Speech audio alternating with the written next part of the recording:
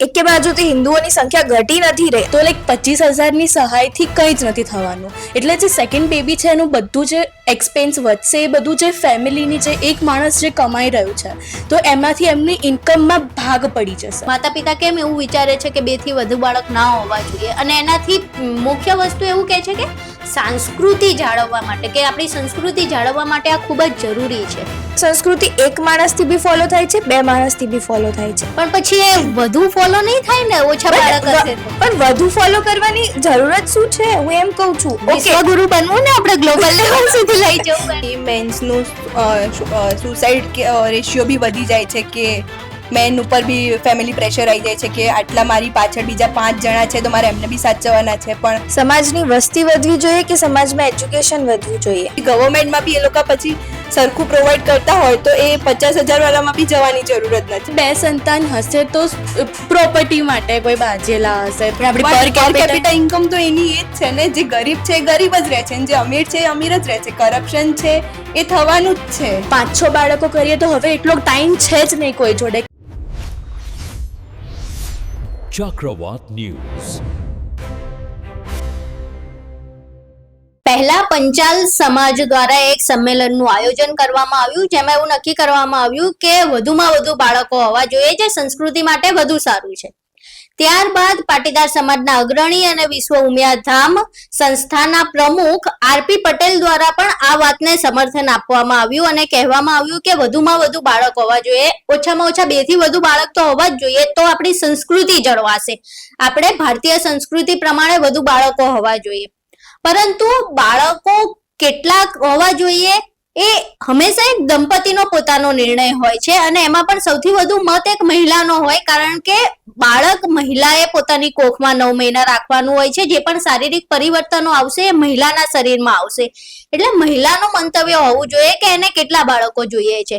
એવામાં રાજ્યભરમાં ચાલી રહેલી આ ચર્ચા વિશે આપણે મહિલાઓ સાથે વાત કરીએ કે આ જે ચર્ચા ચાલી રહી છે કે કેટલા બાળકો હોવા જોઈએ, સંસ્કૃતિ પર તેની શું અસર પડે છે, વગેરે વગેરે વિશે તેમનું મંતવ્ય શું છે. તો આરપી પટેલે જે પ્રમાણે કહ્યું કે 2 થી વધુ બાળકો હોવા જોઈએ કારણ કે સંસ્કૃતિ માટે ખૂબ જરૂરી છે, તો એમાં તમારું શું કહેવું છે?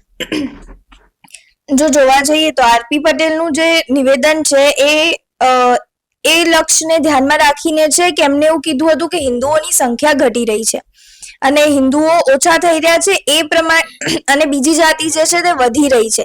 એના કારણે એ લોકો એવું કરે છે કે હિન્દુઓ વધારે છોકરાઓ કરો જેથી આપણી હિન્દુઓની સંખ્યા વધે. પણ ઓલરેડી અગર જોવા જઈએ તો 100%માંથી 78% તો હિન્દુ જ છે, તો ક્યાં ઘટી રહી છે? એકે બાજુથી હિન્દુઓની સંખ્યા ઘટી નથી રહી, અને એઝ અ હિન્દુ આપણે એ જ કહીએ છીએ કે જે રીતે આપણું કલ્ચર છે એ પ્રમાણે આપણે એને ઢળવાનું છે. પછી એમાં છોકરાઓને લઈને અને છોકરાઓ વધુ હોવા જોઈએ એનાથી આપણી સંસ્કૃતિ નથી વધવાની. સંસ્કૃતિ વધવાની છે આપણા કલ્ચર ફોલો કરવાથી, અને કલ્ચરમાં એવું નથી લખેલું કે તમે 5 થી 6 બાળકો કરશો તો તમે સંસ્કૃતિને ફોલો કરી શકો છો.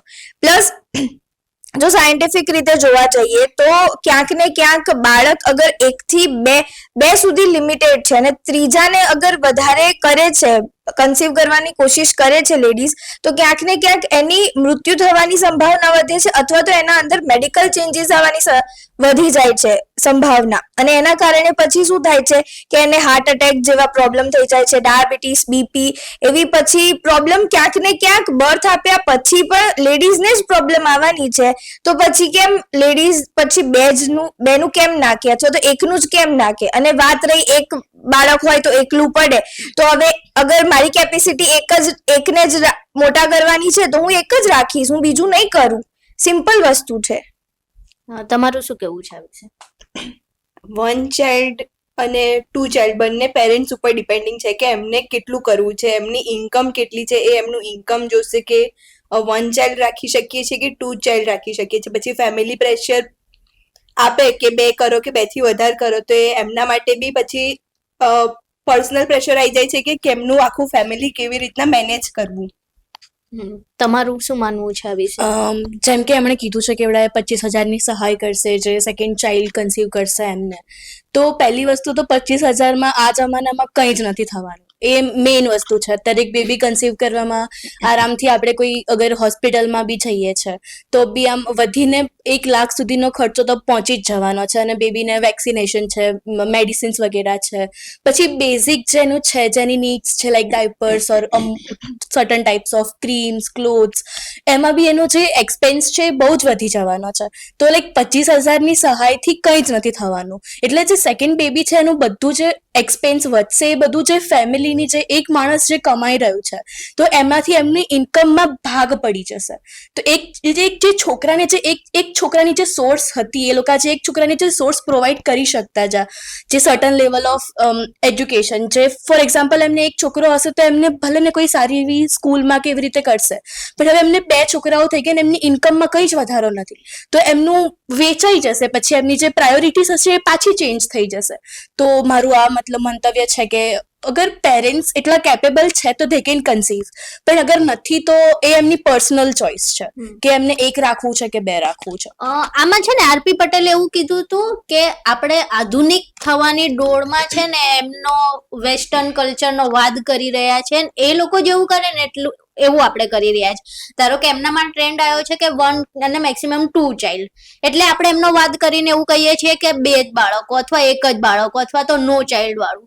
તો એમાં શું કેવું છે કે આપણે ટ્રેન્ડ પ્રમાણે ચાલી રહ્યા છે કે માતા પિતા કેમ એવું વિચારે છે કે 2 થી વધુ બાળક ના હોવા જોઈએ? અને એનાથી મુખ્ય વસ્તુ એવું કહે છે કે સંસ્કૃતિ જાળવવા માટે, કે આપણી સંસ્કૃતિ જાળવવા માટે આ ખૂબ જ જરૂરી છે. તો વધુ બાળકો હોય તો એ તો સીધી વસ્તુ છે. ધારો કે મારા ઘરે 3 બાળકો હશે ને હું મારા કલ્ચરને જેટલું ફોકસ કરતી હોઈશ તો હું મારા 3 બાળકોને કલ્ચર શીખવાડીશ ને પછી એ 3 બાળકો એ કલ્ચરને આગળ લઈ જશે. પણ મારી પાસે એક જ બાળક હશે તો એ ચેન 1 થી અટકશે. એટલે સંસ્કૃતિનું લેવલે આ કેમનું છે? તમારું શું માનવું છે કે સંસ્કૃતિ બાબતે વધારે બાળક હોવા જોઈએ, ઓછા હોવા જોઈએ કે શું હોવું જોઈએ? જેમ પૂજાએ કીધું કે ઇફ કોઈ સર્ટન અમાઉન્ટ એક જ વ્યક્તિ કમાય છે અને એક જ વ્યક્તિ ઉપર આખું ઘર નિર્ભર કરે છે અને એ વ્યક્તિ અગર એવું કહે છે કે મારે 3 થી 4 બાળક લાવવા છે, હવે તમારી સેલેરી 50,000 છે અને 50,000 માંથી પછી તમારે પૂરું કરવાનું છે 6 લોકોનું, તો તમે કઈ રીતે કરશો? એજ્યુકેશન કઈ રીતે આપશો?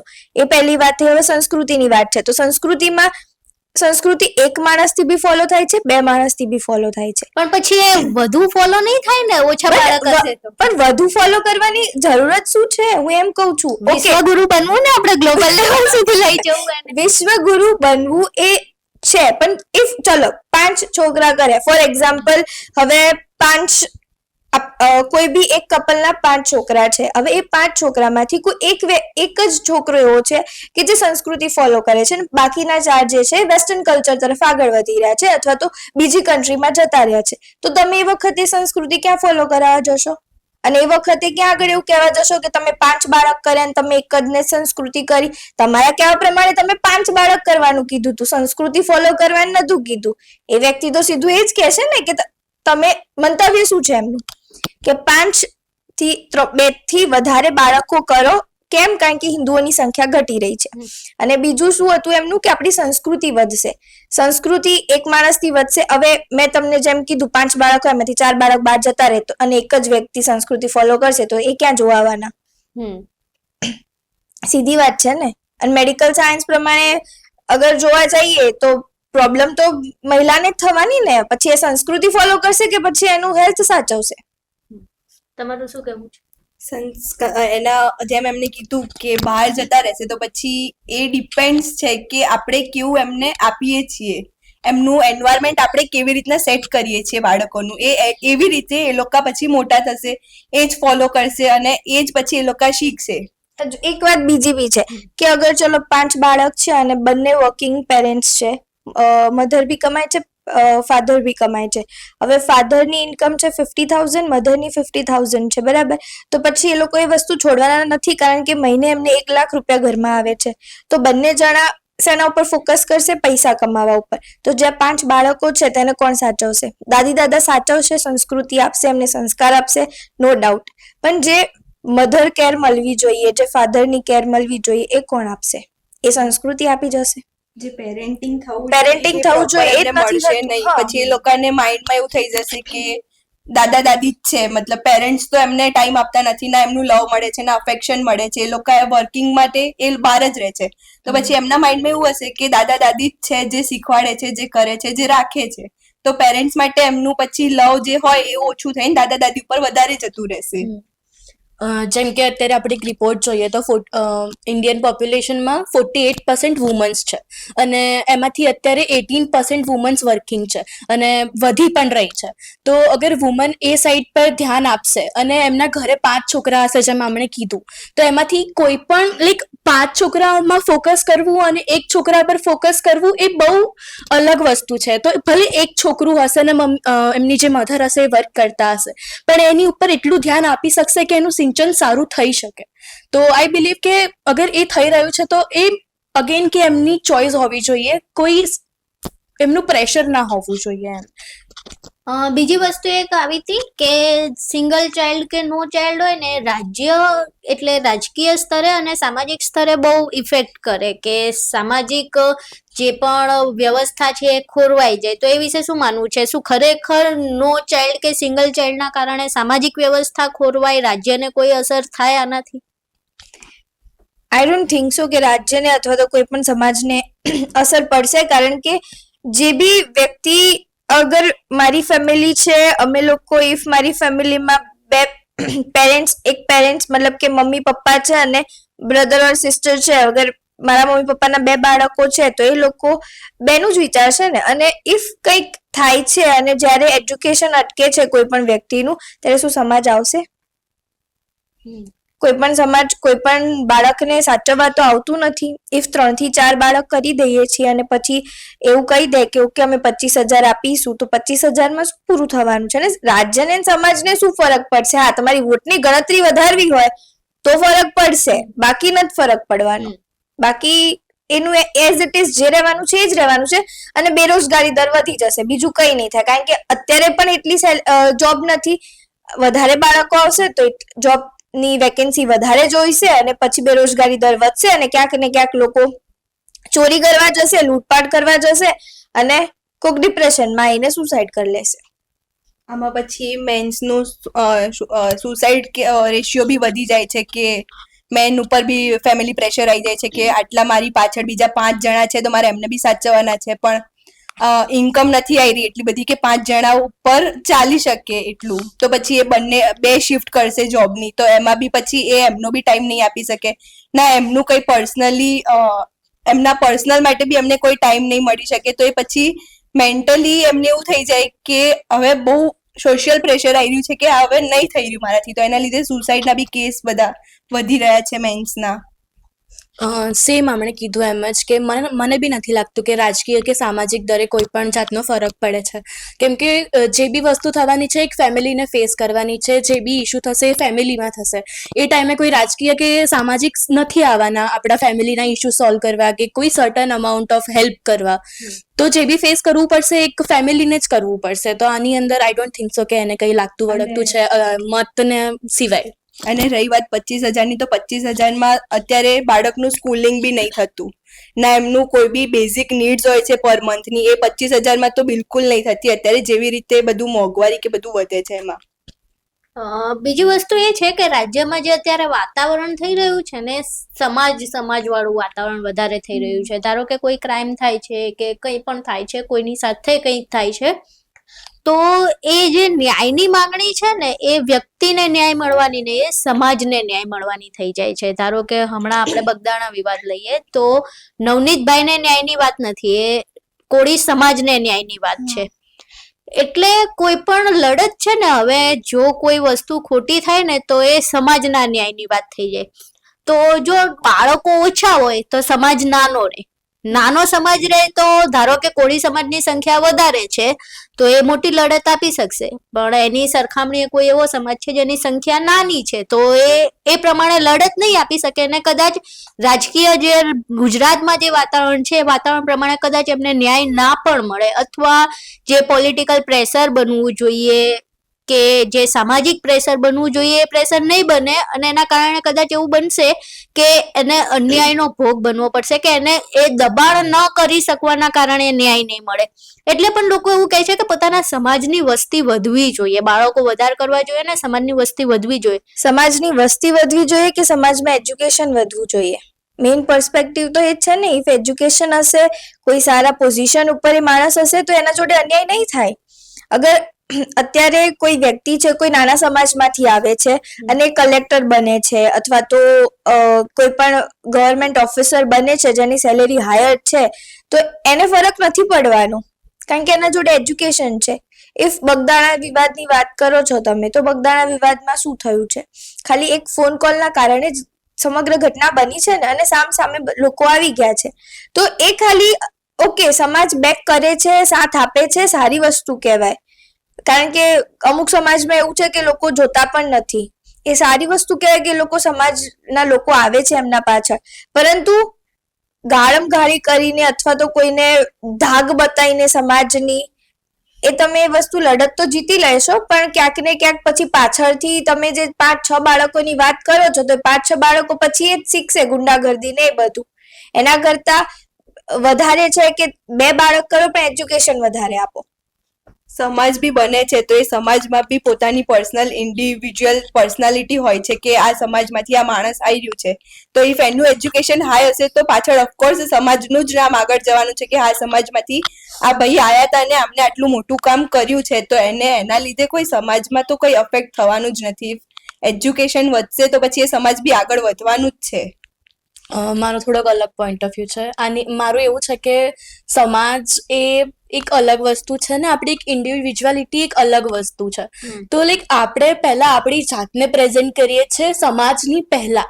તો આપણે જે બી કરીએ છીએ કે આપણી જોડે કંઈ બી થાય છે પહેલા આપણી જોડે થાય છે ને પછી એમાં સમાજ ઇન્વોલ્વ થાય છે.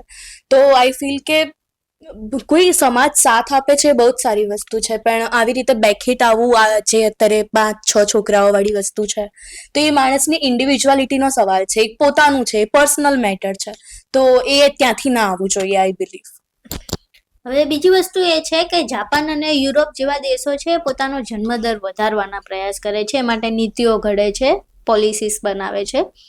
તો આ મુદ્દે એવું પણ કહેવામાં આવે છે કે હવે જો એ લોકોને ભાન પડી ગઈ, એ લોકો હવે જન્મદર ઘટ્યો એટલે એને વધારવા પર ધ્યાન આપે છે, તો આપણે અત્યારથી જ વધારી દેવો જોઈએ, એટલે આપણે જાપાન અને યુરોપ જેવી સ્થિતિ જ ના ઊભી થાય. બટ જાપાન અને યુરોપમાં કેવું છે કે જાપાનમાં માઇગ્રન્ટ્સ વધારે છે, લોકો અહીંયાથી બી જઈ રહ્યા છે ને ત્યાંથી બી લોકો બહાર જઈ રહ્યા છે, અને સૌથી વધારે એલ્ડર લોકો વધારે છે, જે વૃદ્ધ લોકો હોય છે એ વધારે છે. ત્યાં આગળ યંગસ્ટર્સ લોકો શું કરે છે કે લોકોને યંગસ્ટર્સને અત્યારે મેરેજ પહેલા અથવા તો કઈ પણ વસ્તુ પહેલા તેમની કરિયર વાલી છે, તો એ લોકો પહેલા કરિયર ઉપર ફોકસ કરે છે અને પછી બીજા પર્સપેક્ટિવ ઉપર ફોકસ કરે છે. અને યુરોપમાં કેવું છે કે યુરોપનું આખું વેસ્ટર્ન કલ્ચર છે, એમાં ગીવ એન્ડ ટેકનું છે અથવા તો યુઝ એન્ડ થ્રો વાળું કલ્ચર છે. તો યુરોપનું કલ્ચર ને ભારતનું કલ્ચર કમ્પેર ના કરીએ એ વધારે સારું છે, કારણ કે આખું વેસ્ટર્ન કલ્ચર થઈ જાય છે. જો તમે સંસ્કૃતિની વાત કરતા હોય તો તમારે યુરોપ જોડે તો સરખામણી ના જ કરવી જોઈએ. પછી એવી રીતના વાત કરીએ છીએ તો એમના પાસે એ લોકો પોપ્યુલેશન વધારે બી છે, તો એમની જોડે એટલા રિસોર્સિસ છે કે એ લોકો પોપ્યુલેશન વધશે તો એ લોકોને પછી એમને પ્રોવાઈડ બી થશે એટલા રિસોર્સિસ કે એ મતલબ એમનું આખું ફેમિલી ચાલી શકે સરખું. અને અહીંયા એટલા રિસોર્સિસ છે નહીં કે 5-6 બાળકો અગર હશે તો એમને જોબ મળશે, કે અત્યારે એમ્પ્લોયમેન્ટ બી બહુ ઓછું છે. એજ્યુકેશન બી અગર એ લોકો પૂરું નથી કરી શકતા તો પછી એ લોકોને બી એવું જ રહેશે કે જોબ નથી મળતી કે આ નથી મળતું, તો વાત એ જ આવી જશે કે એજ્યુકેશન પછી ઝીરો છે. પણ પછી એવી વાત કરે કે તમે 1 લાખની સ્કૂલમાં બાળકને ભણાવતા હોય તો 50,000 વાળી સ્કૂલમાં ભણાવો. પણ પછી લેવલ એ જ જે મળતું પછી ગવર્મેન્ટમાં બી એ લોકો પછી સરખું પ્રોવાઈડ કરતા હોય તો એ 50,000 વાળામાં બી જવાની જરૂરત નથી. અગર ગવર્મેન્ટ જ પ્રોપર એજ્યુકેશન આપતી હોય, આ 25,000ની મદદ કરી એના જગ્યાએ ગવર્મેન્ટમાં પ્રોપર ત્યાં ફંડિંગ કરીને પ્રોપર એક સ્કૂલ ઊભી કરતા હોય, એક એજ્યુકેશન લેવલ કરતા હોય કે ટીચર સારા આવી રહ્યા હોય, તો 50,000માં બી જવાની જરૂરત બટ નથી. ઇફ 1 લાખનું ઘટાડીને 50,000ની સ્કૂલમાં મૂકવાની વાત કરે છે, એના કરતા એક જ બાળકને 2 લાખની સ્કૂલમાં મોકલીશું અને એના એજ્યુકેશન ઉપર વધારે ધ્યાન આપીશું તો એ બાળક ક્યાંય પહોંચશે? અને કન્ટ્રી માટે મે બી કંઈક સારું કરી દે. સિંગલ ચાઇલ્ડ છે જે લોકોએ કન્ટ્રી માટે બહુ સારું કરેલું છે, તો પછી એ વખતે તમે એ કમ્પેરિઝન કરવાનું ના આવે કે તમે 50,000 ને એમાં મૂકો, તો પછી એજ્યુકેશન લેવલ તમે ઓછું કરવાની વાત કરી રહ્યા છો. સિમ્પલ વસ્તુ છે. પહેલી વસ્તુ તો જાપાન અને યુરોપ કરતા આપણે બહુ આગળ છે વસ્તી ગણતરીમાં, તો એ બંને વસ્તુનું કોઈ કમ્પેરિઝન જ નથી. આપણે એક સેકન્ડ નંબર પર છે વસ્તી ગણતરીમાં. હજુ આપણે આમાં એવું કહેવાય છે કે હજુ બાળકો કરો, આમ કરો, તેમ કરો, તો આપણે પહેલા નંબરે ટૂંક સમય પર તો પહોંચી જ જઈશું. તો હજુ આપણે થોડી એનો રેકોર્ડ તોડવાનો છે. પહેલા નંબરની ઉપર આપણે ક્યાં પહોંચશું એમ ચાઇનાને પછી. સરપાસ કર્યું એટલે સમજી લો કે આપણે ઓલરેડી વસ્તી ગણતરીમાં બહુ આગળ છીએ.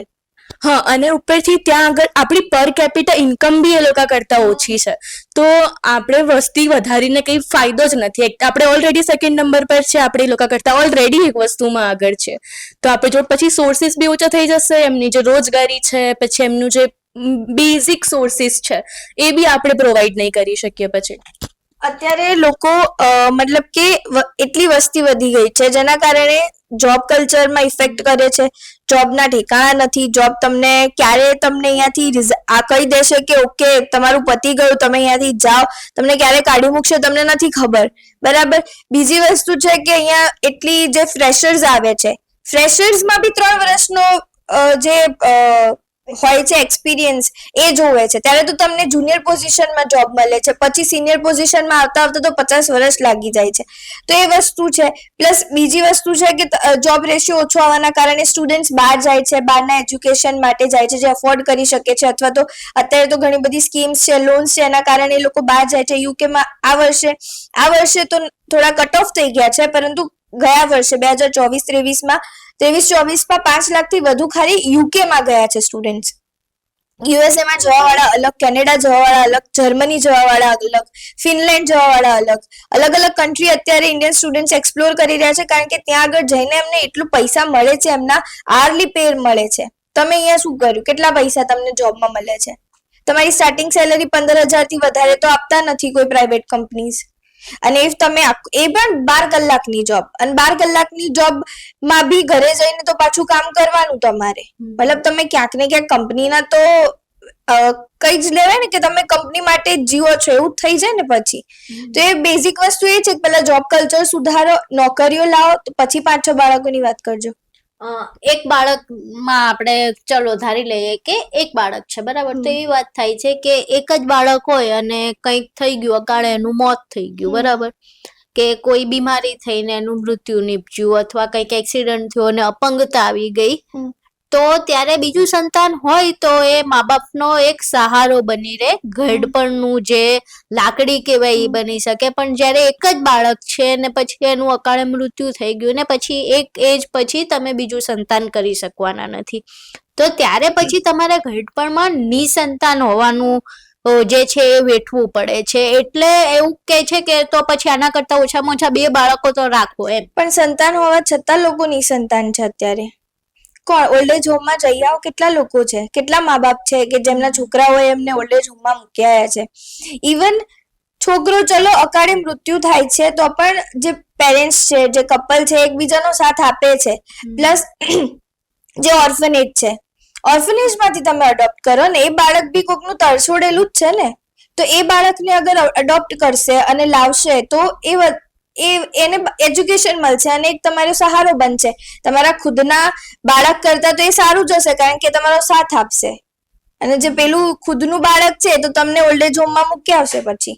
જેમ આપણે કીધું અગેન કે વૃદ્ધાશ્રમમાં અત્યારે ઘણા બધા એવા પેરેન્ટ્સ છે કે જેમના છોકરાઓ, અને 2 સંતાન હશે તો પ્રોપર્ટી માટે કોઈ બાજેલા હશે, તો આમ હશે. અત્યારે એવું બધું બહુ કોમન થઈ ગયું છે ઇન્ડિયામાં, કે એક નાનું એવો બી જમીનનો ટુકડો છે એની માટે બી પોતાના જ 2 છોકરાઓ બાજી રહ્યા છે, અને એના કારણે કોઈ પેરેન્ટ્સને વૃદ્ધાશ્રમમાં મૂકી આવ્યું કે. અને જ્યાં સુધી ડેથ રેશિયોની વાત છે તો એ પોતા છોકરાના નસીબ છે, તો એનું જ એના નસીબ જે લખાયેલા હશે એ થઈ ગયું. અને જો એમને ઘડપણનો સહારો જ જોઈએ છે તો અગેન હમણાં જેમ કીધું ઓર્ફનેજમાંથી કોઈને લઈને એ આપણને વધારે સારું સાચવશે, કેમ કે આપણને એને એ સિચ્યુએશનમાંથી લઈને આવ્યા હશું જ્યારે એનું બી કોઈ નહોતું, અને જ્યારે તમે એને બી કોકની જરૂર છે ને તમારે બી કોકની જરૂર છે, તો તમે જ્યારે એ વસ્તુ અને એ લાગણી જોડે એ માણસને લઈને આવશો તમારી જોડે તો એ તમારો વધારે સારો સાથ આપશે તમારા. અને આપણા ઓર્ફનેજમાં બી ઘણા બાળકોને એમના મધરવુડ ફાધરવુડનો એક્સપિરિયન્સ એટલીસ્ટ થઈ શકશે એમ, અને એ છોકરાઓને બી મા બાપ મળી શકશે, એક સર્ટન અમાઉન્ટ ઓફ સોર્સિસ એ લોકોના વધશે એ છોકરાઓને આગળ જઈને, તો એવું થઈ શકે છે. હવે આપણે મૂળ મુદ્દે પાછા આવીએ કે બાળકો કેમ વધારવાના હતા, તો હિન્દુ સંસ્કૃતિ માટે. અત્યારે ખાલી ના ફક્ત ગુજરાતમાં પણ દેશભરમાં એવો માહોલ છે કે હિન્દુ સંસ્કૃતિને ગ્લોબલ લેવલ સુધી લઈ જવું છે, વિશ્વગુરુ બનવું છે, આપણી સંસ્કૃતિ. તો એ હિન્દુ સંસ્કૃતિ માટે ઓછા બાળકો કે નો ચાઇલ્ડ વાળી જે વસ્તુ છે એ કેટલી ઇફેક્ટ કરે હિન્દુ સંસ્કૃતિને લઈને? હવે હું એવું માનું છું કે કોઈ કપલ છે તો અગર એને એ 1 ચાઇલ્ડ છે ઓર 3 or 4 બાળકો છે, 3 થી 4 બાળકો છે, તો એને હિન્દુ સંસ્કૃતિમાં જેમ પહેલા બી કીધું કે કોઈ એક સંસ્કૃતિને ફોલો કરશે અને બીજા 4 ફોલો નહીં કરે તો તમે શું કરશો?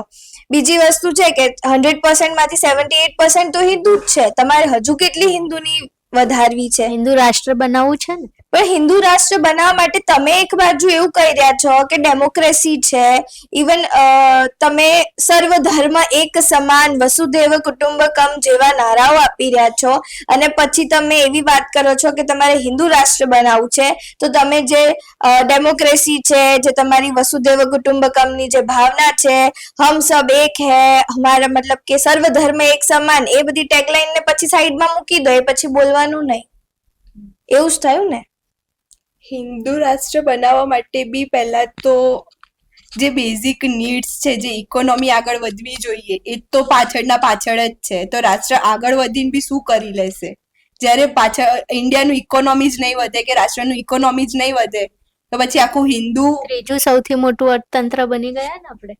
પણ આપણી પર પર કેપિટા ઇન્કમ તો એની એ જ છે ને, જે ગરીબ છે એ ગરીબ જ રહે છે, જે અમીર છે એ અમીર જ રહે છે. કરપ્શન છે એ થવાનું જ છે. અત્યારે આટલા બધા બ્રિજના કોન્ટ્રાક્ટ પાસ થાય છે તો વચ્ચે કેટલું તો કરપ્શન જતું રહે છે, અને બ્રિજ તો સરખો બનતો જ નથી. એક ખોખરાનો બ્રિજ હતો જે એન્ડમાં ખબર પડી કે આખું વેસ્ટ જ છે, તો એમાં બી કેટલું કરપ્શન વચ્ચે જતું રહ્યું હશે. પણ બાળકો વધારે હશે તો સંસ્કૃતિ તો વધશે ને. આપણે હિન્દુ સંસ્કૃતિ આપણા જેમ આપણે કીધું કે બાળકો બધે અત્યારે ભણવા માટે એક્સપ્લોર કરવા માટે વિદેશમાં જઈ રહ્યા છે, તો જ્યાં જ્યાં વિદેશમાં જશે ત્યાં ત્યાં આપણી સંસ્કૃતિ પહોંચશે. તો પણ એની શું ગેરંટી કે પહોંચશે જ?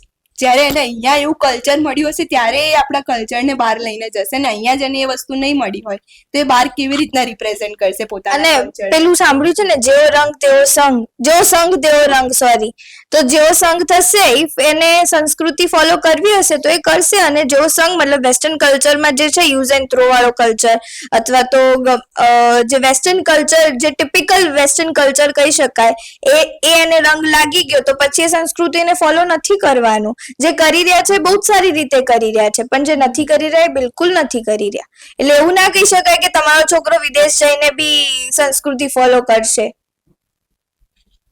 તો મારું એવું માનવું છે કે આ બધું એક પ્રોસિજર છે. જેમ કે પહેલાના જમાનામાં હોતા હતા બધાને 5-6 બાળકો, તો એ લોકો જોડે એ ટાઈમે સોંગવારી હતી, એ ટાઈમે એ લોકો ખેતીવાડીમાં હતા, એ લોકોમાં એજ્યુકેશન પર એટલું બધું ફોકસ નહોતું. અને હવે જેમ જેમ આપણું જે કન્ટ્રી છે ડેવલપ થતી જાય છે એમ એમ લોકોનું એજ્યુકેશન પર ફોકસ જઈ રહ્યું છે.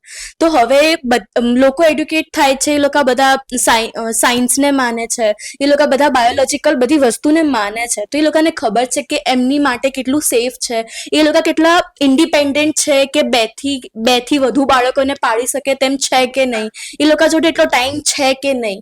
હવે એમ પહેલાના જમાનામાં બધા જોડે ટાઈમ હોતો તો કેમ કે લોકો પોતાના જ ઘરની ખેતી કરતા હતા. હવે લોકો બધા જોબ પર જાય છે, કોર્પોરેટ લાઈફમાં બધા વધારે જઈ રહ્યા છે અત્યારે, જેમ અર્બનાઇઝ થઈ રહ્યું છે તેમ. તો હવે કોઈ જોડે એટલો ટાઈમ નથી કે કોઈ પોતાના છોકરાને બહાર, તો એ બધું જેમ જેમ ટાઈમ વધી રહ્યો છે, જઈ રહ્યો છે, આપણી કન્ટ્રી જેમ જેમ અર્બનાઇઝ થઈ રહી છે, તો તેમ તેમ એ બધું ટાઈમનું સવાલ છે. આપણે ટાઈમ જોડે આગળ વધવું જ પડશે. અને હવે આપણે એવું કહીએ કે 5-6 બાળકો કરીએ તો હવે એટલો ટાઈમ છે જ નહીં કોઈ જોડે કે આપણે એટલા બધાને બાળકોને પાડી શકીએ. એમને ઇનફ જેટલો એક બાળકને મોટો થવામાં આપણે ટાઈમ આપવો પડે, આપણે એટલો ટાઈમ કે પ્રેમ આપણે એક સિંચવામાં બાળકને આપી શકીએ. અને એ ટાઈમ ના મળે તો પછી બાળક કોઈ ખોટા રસ્તે બી જઈ શકે છે, જેમ અત્યારે ટીનેજર્સ ક્રિમિનલ્સ બી બહુ કરી રહ્યા છે. તો એમના ઘરેથી એ સપોર્ટ નહીં મળી રહ્યો, એ વસ્તુ નહીં શીખી રહે, એ વસ્તુ પછી એ લોકો અત્યારે મોબાઈલ્સ વધારે યુઝ થઈ રહ્યા છે. ટીનેજર્સ કે હોય કે નાના બાળકો હોય તો એ ફોનમાંથી જોઈને કંઈક શીખી રહ્યા છે કે કંઈક જોઈ રહ્યા છે, તો એના લીધે ક્રિમિનલ બી વધારે થઈ રહ્યું છે, ક્રાઇમ. દુનિયા ચાંદ સુધી પહોંચી ગઈ છે, પણ એક કમનસીબીની વાત જ લઈ લો કે રાજ્યમાં અત્યારે એવું વાતાવરણ છે કે વારંવાર અમારે જાતિવાદ ઉપર ચર્ચા કરવી પડી રહી છે. વારંવાર અમારે કોની સાથે લગ્ન કરવા, કેટલી ઉંમરે લગ્ન કરવા, દીકરીઓને કઈ ઉંમરે લગ્ન કરવા, એને કેટલી સ્વતંત્રતા આપવી, કોને કેટલા બાળકો કરવા, આ મુદ્દે ચર્ચા કરવી પડી રહી છે. કારણ કે રાજ્યમાં આ મુદ્દાઓ અત્યારે સળગી રહ્યા છે અને લોકો યોગ્ય રસ્તે નથી જઈ રહ્યા. ચૂંટણીઓ નજીક આવે એટલે આવા બધા મુદ્દાઓ ફરીને ફરી શરૂ થઈ જાય છે અને મુખ્ય મુદ્દાથી લોકો ભટકી જાય છે. પરંતુ કોને કેટલા બાળકો કરવા, કોને કોની સાથે લગ્ન કરવા, એ દરેક વ્યક્તિ સ્વતંત્રતાની વાત છે. ત્યારે એ સંપૂર્ણ નિર્ણય બાળકો કેટલા કરવા એ દંપતીનો પોતાનો હોવો જોઈએ અને એમાં સૌથી વધુ જે નિર્ણય છે માતા ઉપર હોવો જોઈએ કે એને બાળક કરવું છે, નથી કરવું, કેટલા કરવા છે, એ નિર્ણય એનો હોવો જોઈએ. રહી વાત લગ્નની, તો લગ્નની પણ પોતાનું વ્યક્તિ સ્વાતંત્ર્ય છે કે કોની સાથે લગ્ન કરવા. કમનસીબે અમે વારંવાર આ ચર્ચાઓ કરવા માટે મજબૂર બન્યા છીએ, પરંતુ હવે તમે એક સાચી દિશાએ જાઓ. દુનિયા આગળ વધી રહી છે ત્યારે નેતાઓ અને અગ્રણીઓ શું કહે છે, શા માટે કહે છે, તેમાં આપણે કેટલી અમલવારી કરવી એ જરા આપણે પોતાના મગજ ખોલીએ અને આપણી રીતે વિચારીએ કે કોણ આપણને કયા રસ્તે દોરી રહ્યું છે અને એ રસ્તે આપણે દોરાવવું જોઈએ કે નહીં, એમાં આપણો શું લાભ છે, શું નુકસાન છે, એ વિશે જાણીએ, સમજીએ અને પછી આગળ વધીએ.